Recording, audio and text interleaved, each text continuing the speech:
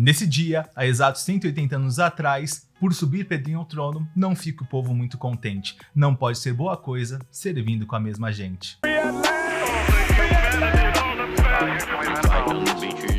Olá, eu sou o Kleber, professor, geógrafo formado pela USP, e se eu me tornasse imperador aos 14 anos de idade, certamente o hino do Brasil ia ser alguma música do Charlie Brown, pastel ia ser a comida nacional e Santos ia ser a capital.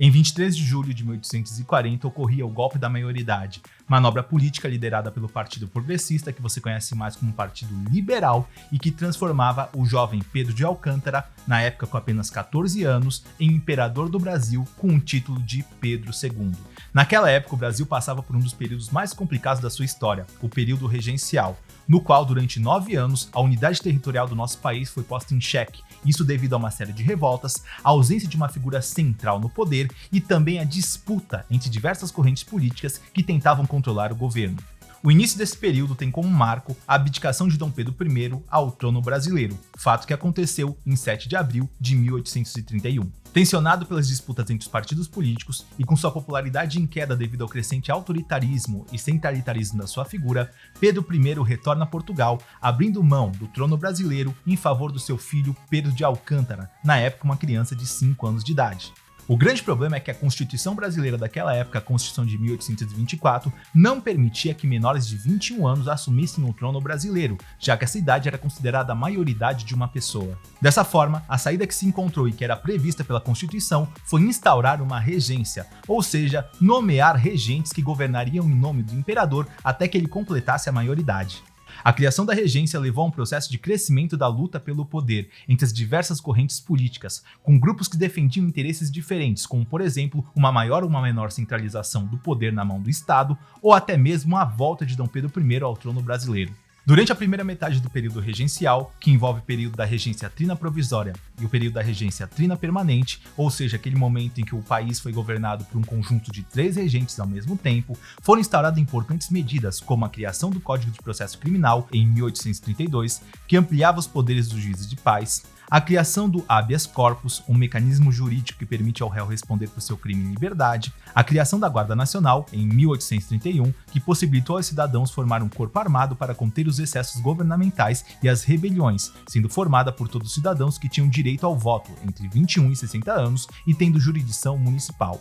além de reduzir a maioridade do imperador de 21 para 18 anos. Porém, a decisão mais importante foi a criação do Ato Adicional de 1834, considerado uma vitória dos liberais exaltados, que garantia um maior grau de autonomia às províncias brasileiras e criava assembleias provinciais com poderes que até antes não existiam, como por exemplo, a possibilidade de criar impostos e contratar e demitir funcionários públicos. Outra medida importante estabelecida pelo Ato Adicional foi a transformação da regência trina em uma regência una, com a eleição do padre Antônio Feijó como regente do Império, cargo que ele ocuparia durante 2 anos, entre o ano de 1835 e o ano de 1837. Alguns especialistas dizem que a concessão de maior grau de autonomia para as províncias brasileiras fez surgir na prática uma experiência republicana dentro do Brasil monárquico. Isso contribuiu para o aumento das disputas locais pelo poder e também para a explosão de uma série de revoltas, como por exemplo a cabanagem, a balaiada, a Sabinada, a Revolta dos Malês e também a Guerra dos Farrapos. Com a renúncia do padre Feijó e a eleição de Pedro de Araújo Lima como regente do Império em 1837, ocorre o chamado O Regresso, que é caracterizado pela ascensão do Partido Conservador dentro da política imperial brasileira.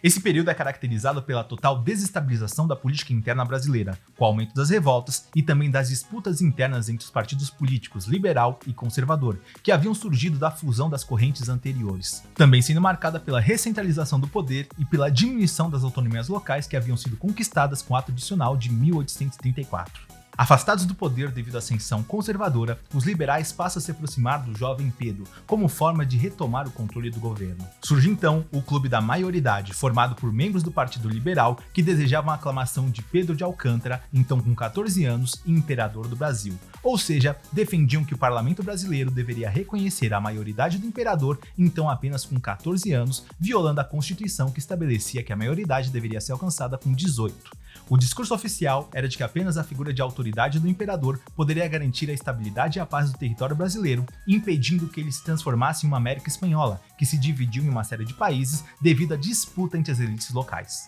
Por trás disso, havia a sensação de que ajudar Pedro II a chegar ao poder poderia garantir aos liberais uma posição de influência sobre o jovem imperador. A sensação de perda do controle territorial e também de falta de governabilidade devido ao caos de governar um país em convulsão política e social, também o medo de ser considerado contrário à monarquia fez com que os membros do Partido Conservador não se opusessem de maneira ferrenha à declaração da maioridade. Em 22 de julho de 1840, uma delegação de parlamentares brasileiros foi enviada até o Palácio de São Cristóvão, sede da família real, para perguntar se Pedro II aceitaria ou rejeitaria a declaração de sua maioridade, ao que o jovem príncipe, segundo algumas fontes, respondeu com um tímido sim. No dia seguinte, em 23 de julho de 1840, há exatos 180 anos atrás, o parlamento brasileiro declarava a maioridade de Pedro II, então um jovem com 14 anos de idade. Na mesma data, o agora jovem imperador prestou o juramento de ascensão ao trono brasileiro, sendo declarado imperador e coroado no ano seguinte, em julho de 1841.